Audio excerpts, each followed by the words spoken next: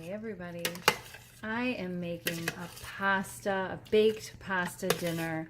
I have my pressure cooked pasta, I tossed in my quick red sauce, and I've roasted up some eggplant to add into this. That's going in, and so is my dry steamed kale, and I'm topping it all off with my melt and baked cheese. This roasted eggplant is a great replacement for anyone that doesn't like mushrooms in a recipe. I have dry browned mushrooms in here as well because Jerry and I like it all.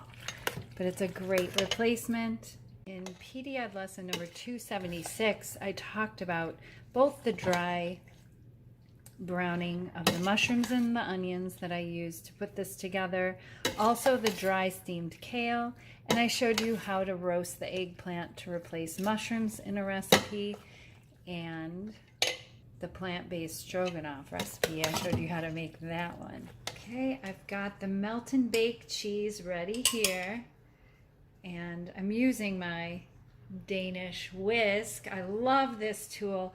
It works so amazingly well in a round bottom bowl like you see me using here. You can scrape all the sides. I use it for everything from mixing my masa together for my tortillas to dry bakery items to moist. And now I'm going to top my pasta bake casserole here with this cheese.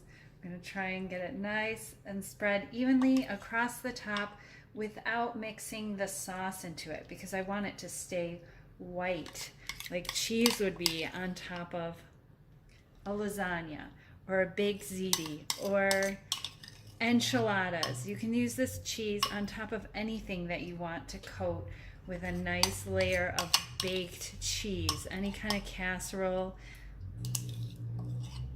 just like this. And it doesn't have to be neat and perfect. This is delicious. That's what we're going for. And it has amazing eye appeal. Now into the oven it goes.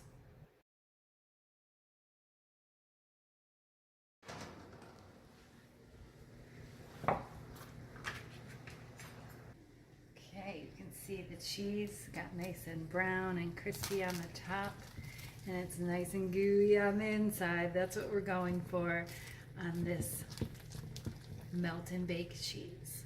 Oh yes, it's gonna add such a little, it's just what our pasta needs, what our pizza needs, what our nachos need.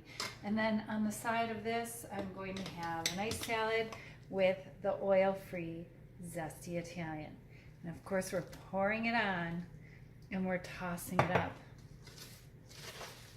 That's how we do it on a protective diet.